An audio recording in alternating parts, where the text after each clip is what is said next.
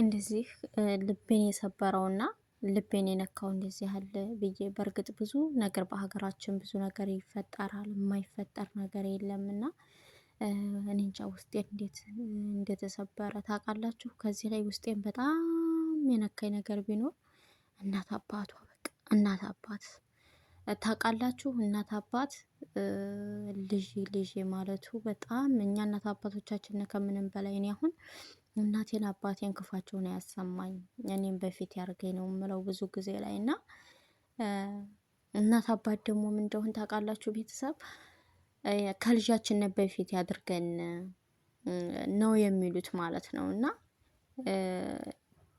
ልጅ ብሎ ማልቀሱ በጣም ይከብዳል። እናቴ ወይንም አባቴ ቤተሰቤ ብሎ የሚያለቀስ እንትን ሊል ይችላል። በእርግጥ በእንትን ግን ልጅ ብሎ የማልቀስ ታውቃላችሁ በጣም ከባድ ነው። በጣም ይከብዳል። እግዚአብሔር እንዴት እንዳያሳዘኑኝ እና እንዴት እንዳለቀስኩኝ እኔ ይሄን ቪዲዮ ሳይ ማለት ነው። እንደዚህ እናት አባት ውስጣቸው ተሰብሮ ቪዲዮ ላይ አይታችሁ ከሆነ እናቷ ጋር አባቷ ጋር ቪዲዮ እየተነሳች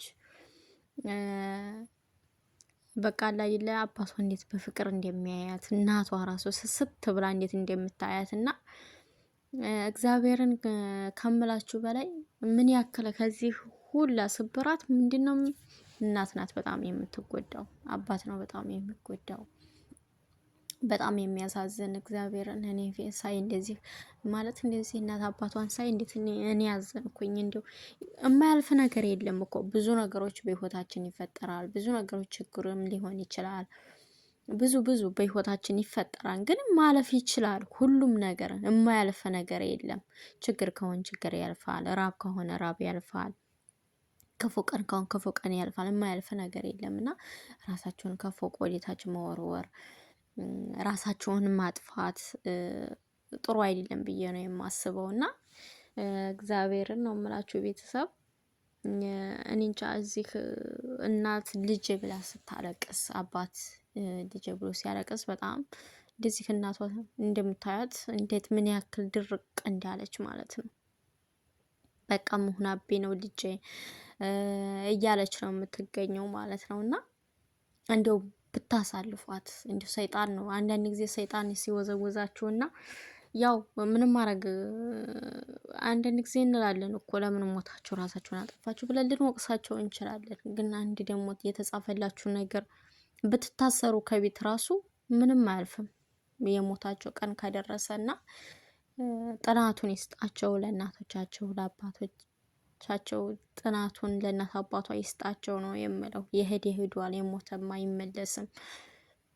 ልጅቷ እንደ ሄድ ያለች ማለት ነው። ከዚህ እናት አባት ነው ስብራቱን አይቀራችሁ ማለት ነው። እና እናት እውነት ከምላችሁ በላይ እናት አባት ልጃቸውን አተው ሁል ጊዜም የውስጥ አዛን ነው የምትሆነው ማለት ነው።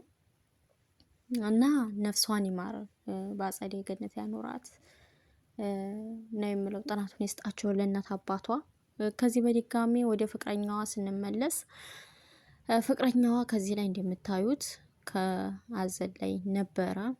በርቀት የሚወዳት የሚያፈቅራት ከፎቅ ወደታይ ከአምስተኛ ፎቅ ራሷን የወረወረች ራሷን ያጠፋችው ከሱ እንትን ነው እየተባለ ነው የሚገኘው ማለት ተከራይቶ ሆነ ምን እሱ ቤት ማለት ነው። እና ከዛ ከሚኖሩበት ቤት ነው ወደታች ራሷን አጥፍታ የሞተችው ነው የሚሉት። አንዴ ግማሽ ሜዲያ ላይ የማይሉት ነገር የለም አርግዛለች ይላሉ።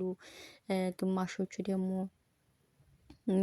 እሱ ነው እንደዚህ እየደበደባት እየቀጠቀጣ ይሄ ሁሉ የተሳሳተ ነው። ማንም እየደበደባት እየቀጠቀጣ በአሁን ዘበን ላይ ሁሉም ነገር በተሻሻለበት ቀን እየመታት እየደበደባት የምትኖር አይመስለኝም። እንኳን እቺ የተማረችው ብዙ እውቀት እንኳን የሌላቸው ብዙዎቻቸው ተደብድበው በአሁን ዘበን ላይ የሚኖር የለም። ምንም የሚታገዝ የለም በአሁን ላይ ማለት እና በጣም ሚዲያ ላይ እንደምታዩት በጣም የሚዋደዱ ናቸው ሁለታቸው።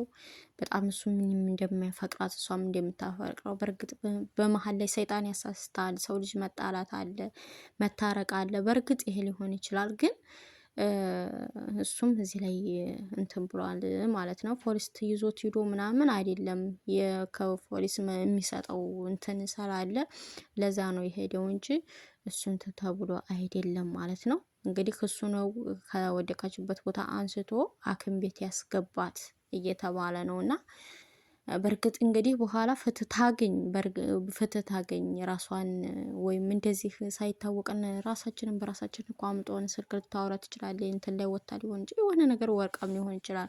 እውነትም ሰውም ራሷን አስጠፍቷት ወይም የገጠማት ችግሮችን ራሷን እንዲታጠፋ አድርጓት ሊሆን ይችላል እና ፍትህ ታገኝ፣ ለእናቷ ለአባቷ ለራሷን ፍትህ ታገኝ። እሱም ሆነ ሌላ ሰው ሆነም ፍትሁን ከእግዚአብሔር ታገኘው ብዬ ነው የምለው ማለት ነው። በድጋሚ ጥናቱን ይስጣቸው ለእናት አባቷ። በእውነት በጣም ውስጥን እንጃ በጣም ይህን ቪዲዮ ስከታተል እውነት ከምላችሁ በላይ በጣም እያለቀስኩ ነው የተከታተልኩት። ለዚች አጭር ዓለም ለምን እንደምንጨነቅ ለምን አርቀን እንደምናስብ በጣም ይከብዳል። ነፍሴ ማር በአጸደ ገነት ያኖራል።